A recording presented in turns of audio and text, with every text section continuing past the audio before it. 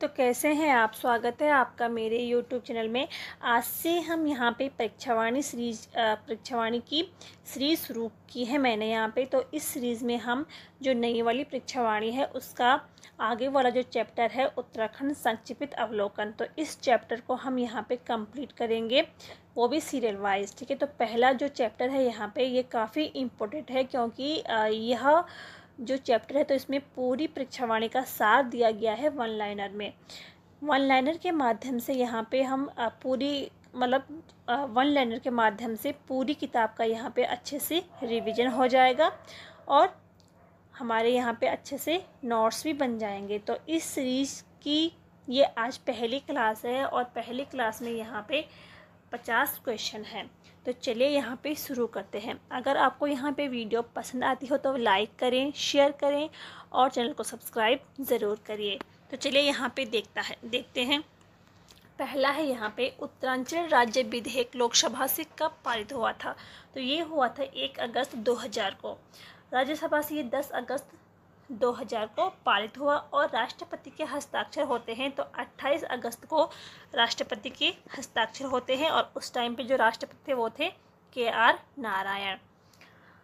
अगला है यहाँ पे उत्तरांचल राज्य का गठन कब हुआ था। तो 9 नवंबर 2000 को उत्तरांचल राज्य का गठन होता है और गठन के समय जो उत्तरांचल राज्य का क्रम था वो था 27वां राज्य ये बना था और पर्वतीय राज्यों में क्रम था 11वां।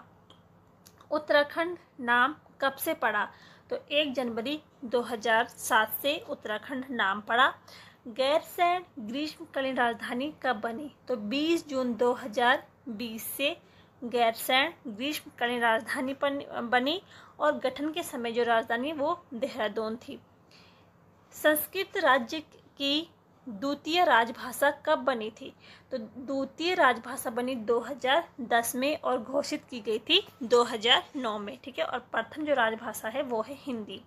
अगला क्वेश्चन है यहाँ पे उत्तराखंड का राजकीय पशु है तो वो है कस्तूरी मृग और कस्तूरी मृग को हिमालयन मस्क डियर के नाम से भी जाना जाता है। इसका जो वैज्ञानिक नाम है तो मास्कर काइसोगास्टर इसका वैज्ञानिक नाम है। उत्तराखंड का राजकीय पक्षी है तो ये है मोनाल। ठीक है, उत्तराखंड का जो राजकीय पक्षी है वो है मोनाल और मोनाल का जो प्रिय भोजन है तो वो है आलू। ठीक है, आलू की फसल को ये बहुत नुकसान पहुंचाती है। अगला है यहाँ पे उत्तराखंड का राज्य पुष्प वो है ब्रह्मकमल और ब्रह्मकमल का जो स्थानीय नाम है तो वो है कोलपदम। ठीक है, तो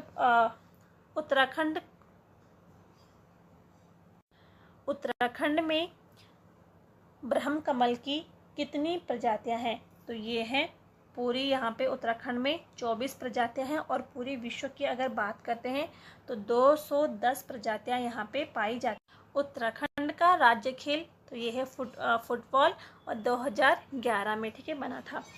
राज्य वाद्य यंत्र ये ढोल है और कब घोषित हुआ था तो 2015 में। ठीक है, राज्य खेल फुटबॉल 2011 में घोषित किया गया और राज्य वाद्य यंत्र जो है वो ढोल है। राज्य जो तितली है तो वो है कॉमन पीकॉक। उत्तराखंड का राज्य गीत क्या है। तो उत्तराखंड का जो राज्य गीत है उत्तराखंड देवभूमि मातृभूमि सत सत नमन, ये उत्तराखंड का राज्य गीत है और ये कब स्वीकार किया गया था तो 2016 में इसको स्वीकार किया गया था। और ये जो गीत है राज्य गीत किसने लिखा था तो हेमंत बिष्ट ने इसको लिखा था। राजकीय पुष्प ब्रह्मकमल का वैज्ञानिक नाम क्या है। तो इसका जो वैज्ञानिक नाम है सूर्या अवेलेटा, ये इसका वैज्ञानिक नाम है। ब्रह्मकमल को महाभारत में क्या कहा जाता था तो इसको सौगंधिक पुष्प कहा जाता था महाभारत में। और उत्तराखंड में ब्रह्मकमल की कितनी प्रजातियां हैं तो उत्तराखंड में ब्रह्मकमल की 24 प्रजातियां हैं और पूरे विश्व की अगर बात करें तो 210 प्रजातियां ब्रह्मकमल की पाई जाती हैं। उत्तराखंड में किस स्थान पर ब्रह्मकमल अधिक देखने को मिलते हैं तो फूलों की घाटी में ये अधिक मात्रा में देखने को मिलते हैं। ठीक है, और जो केदारनाथ है तो केदारनाथ में स्थित भगवान शिव को इस जो ब्रह्मकमल है इसको अर्पित किया जाता है। आगे यहाँ पे देखते हैं तो ब्रह्म कमल पुष्प के खिलने का जो समय है तो वो है जुलाई से सितंबर के माह में ये फूल खिलता है। उत्तराखंड के राज्य पशु कस्तूरी मृग का वैज्ञानिक नाम क्या है? तो इसका जो वैज्ञानिक नाम है मास्कस काइसोगास्टर इसका वैज्ञानिक नाम है।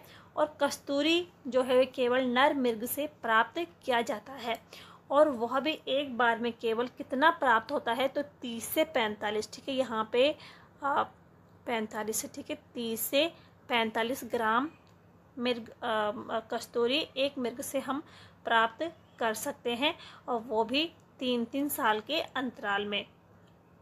आगे यहाँ पे देखते हैं राज्य में कस्तूरी मृग के संरक्षण एवं संवर्धन के लिए सर्वप्रथम कब प्रयास किया गया था?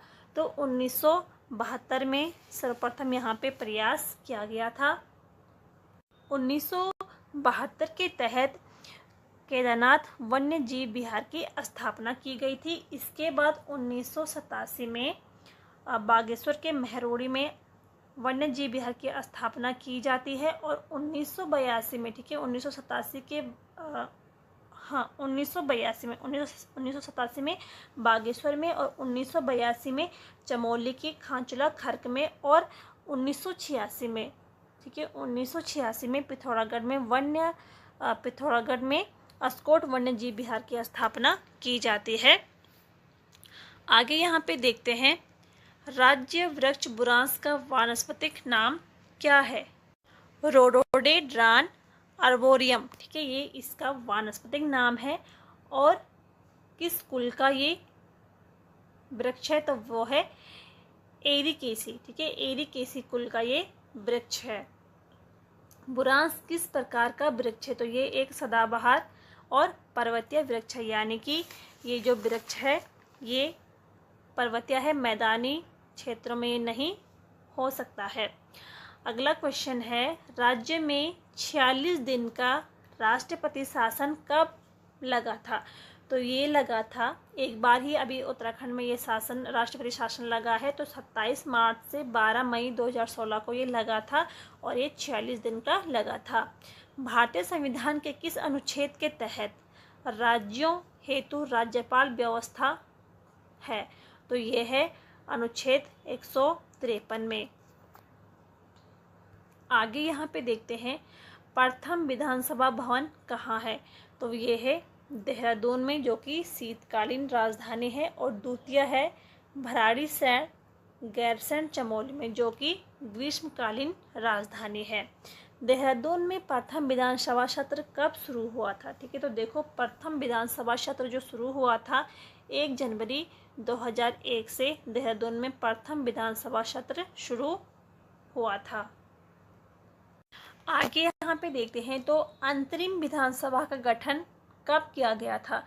तो ये किया गया था 9 नवंबर 2000 को, और इसमें जो सदस्यों की संख्या थी वो थी 30। ठीक है, तो प्रथम विधानसभा अध्यक्ष अंतरिम कौन थे? तो वो थे प्रकाश पंत। और अगर यहाँ पे पूछा जाता है कि प्रथम विधानसभा अध्यक्ष निर्वाचित कौन थे, तो वो थे यशपाल आर्या। आगे विधानसभा की वेबसाइट कब शुरू हुई थी? ये हुई थी 4 मई 2001 को, और ऐसा करने वाला देश का प्रथम राज्य था उत्तराखंड।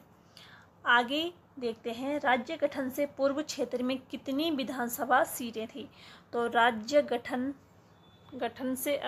पूर्व से जो क्षेत्र में जो विधानसभा सीटें थी वो थी 20 और वर्तमान में है 70।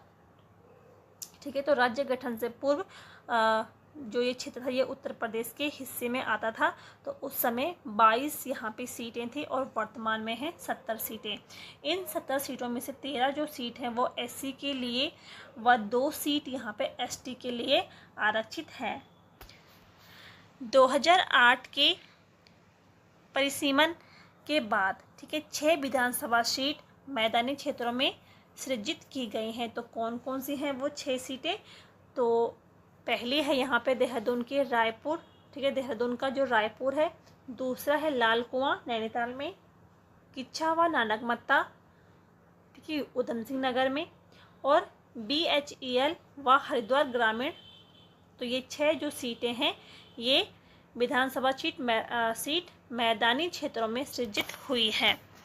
आगे यहाँ पे देखते हैं, प्रथम विधानसभा चुनाव में विजयी महिलाओं की संख्या कितनी थी। तो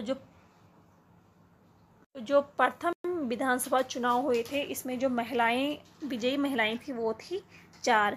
और कब हुआ था प्रथम विधानसभा चुनाव, तो 2002 में प्रथम चुनाव हुआ था।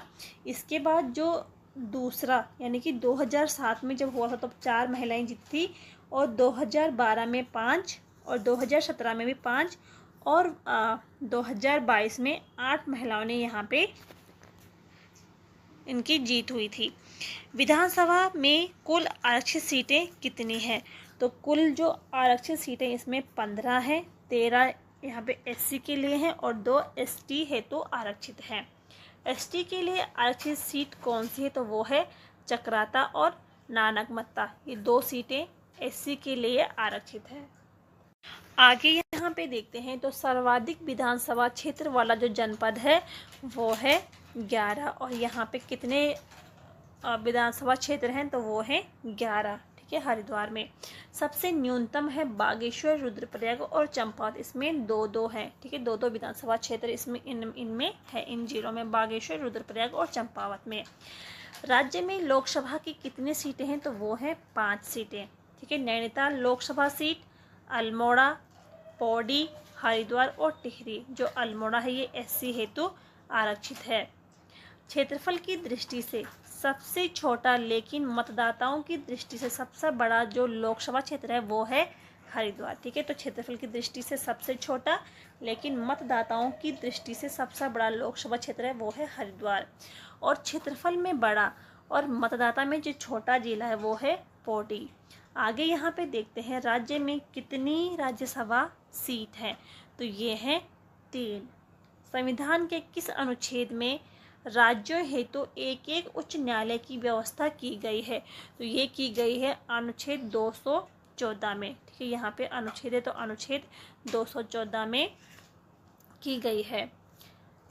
आगे देखते हैं, नैनीताल उच्च न्यायालय की स्थापना कब हुई थी, तो ये हुई थी 9 नवंबर 2000 को, और ये देश का 20वां उच्च न्यायालय है। ठीक है, नैनीताल में जो उच्च न्यायालय बना है तो ये देश का 20वां है, और इसकी स्थापना होती है 9 नवंबर 2000 को। राज्य उच्च न्यायालय में मुख्य न्यायाधीश सहित कुल न्यायाधीश कितने हैं, तो वो हैं 11। ठीक है, राज्य में अस्थायी लोक अदालतें गठित की गई थी, तो कहाँ कहाँ पे गठित की गई हैं, देहरादून, हरिद्वार, नैनीताल और उधमसिंह नगर में राज्य की अस्थायी लोक अदालतें गठित की गई हैं। मुकदमों के शीघ्र निपटारे हेतु 45 फास्ट ट्रैक कोर्ट त्वरित न्यायालयों का गठन कब किया गया, तो ये किया गया है अप्रैल 2001 में। आगे यहाँ पे देखते हैं, राज्य में कुल मैदानी जिलों की संख्या कितनी है, तो जो मैदानी जिले हैं वो हैं 2 जिले, हरिद्वार व उधमसिंह नगर। राज्य में सर्वाधिक तहसीलों वाला जिला कौन सा है, तो सर्वाधिक तहसीलों वाला जो जिला है वो है पिथौरागढ़। पिथौरागढ़ में कितनी है, तो 13 यहाँ पे है। और अगर राज्य में बात करते हैं तो राज्य में टोटल 110 तहसीलें हैं। सब ठीक है, और सबसे न्यूनतम जो तहसील है तो वो है रुद्रप्रयाग और हरिद्वार में 4-4। राज्य में उप तहसीलों की संख्या कितनी है, तो उप तहसीलों की संख्या है 18। ठीक है, 2023 तक। अंग्रेजों के समय कुमाऊं क्षेत्र में कुल कितने परगने व पट्टियाँ थी, तो कुमाऊं में थे ब्रिटिश काल में। ठीक है, ब्रिटिश काल में कुमाऊं में 19 परगने थे और 125 पट्टियाँ थी, और गढ़वाल में 11 परगने थे और 86 पट्टियाँ थी। उत्तराखंड में विकास खंडों की संख्या कितनी है, तो वो है 95। ठीक है, उत्तराखंड में विकास खंडों की जो संख्या है तो 95 है। इसमें जो नई वाली परीक्षा वाणी है तो उसमें 82 जो ब्लॉक हैं वो पहाड़ी बताए गए हैं, और जो 13 ब्लॉक हैं वो मैदानी हैं। जबकि पुरानी वाली जो परीक्षा वाणी थी उसमें 76 ब्लॉक जो थे वो पहाड़ी बताए गए थे और 19 ब्लॉक यहाँ पे मैदानी बताए गए हैं। आगे देखते हैं तो सर्वाधिक विकासखंड वाला जिला कौन सा है। तो सर्वाधिक विकासखंड वाला जो जिला है वो है पौड़ी और इसमें 15 विकासखंड है। और सबसे कम जो है वो है रुद्रप्रयाग और बागेश्वर, इनमें 3-3 विकासखंड है। राज्य के कितने भूभाग पर 1874 में शुरू की गई राजस्व व्यवस्था लागू है। तो राज्य में कितने भूभाग पर 1874 में शुरू की गई राजस्व व्यवस्था लागू है, तो वो है 60%। ठीक है, तो 1874 में भूभाग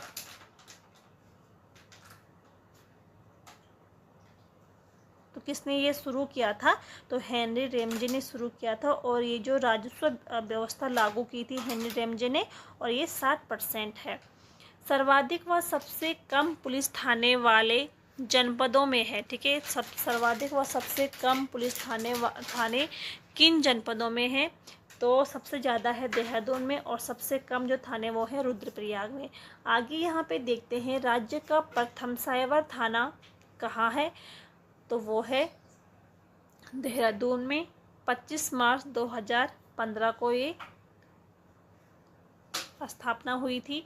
और दूसरा जो साइबर थाना है वो है रुद्रपुर, जो कि 2021 में स्थापना होती है।